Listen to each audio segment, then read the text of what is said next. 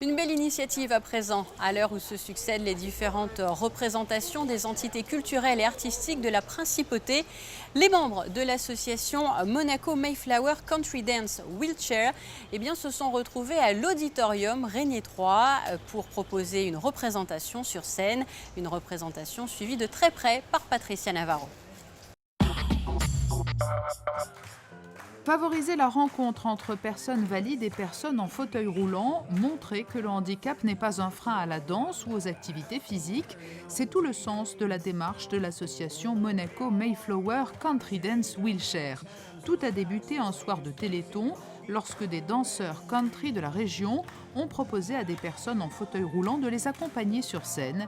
Et depuis, des animateurs organisent une fois par semaine des entraînements autour de chorégraphies spécialement adaptées. Ces personnes-là se sont pris au jeu et ont persisté, et ça fait maintenant 2 ans et demi qu'elles sont là, très assidues, même plus assidues que les valides. Elles ne manqueraient pour rien au monde les séances du mercredi à Saint-Charles pour apprendre à danser et évoluer. C'est dans la convivialité, c'est de partager et de faire connaître d'abord une musique et en même temps de faire connaître des déplacements et de échanger entre nous.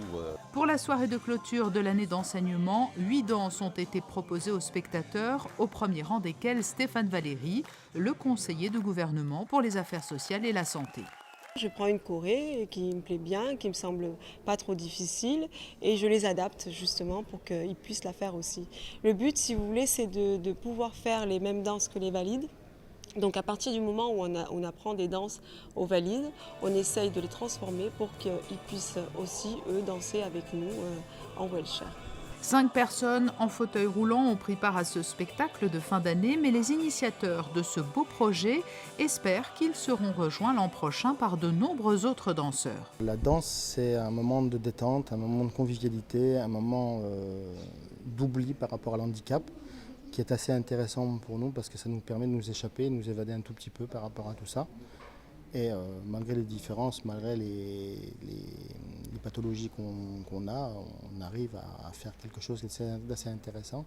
Et le principal, c'est d'être en groupe, le principal, c'est d'être tous ensemble et puis de s'éclater. Les cours reprendront en septembre prochain avec un objectif important, un grand spectacle à l'espace Léo Ferré le 28 février 2015, avec pour toile de fond ce partage entre valides et non-valides dans un esprit country.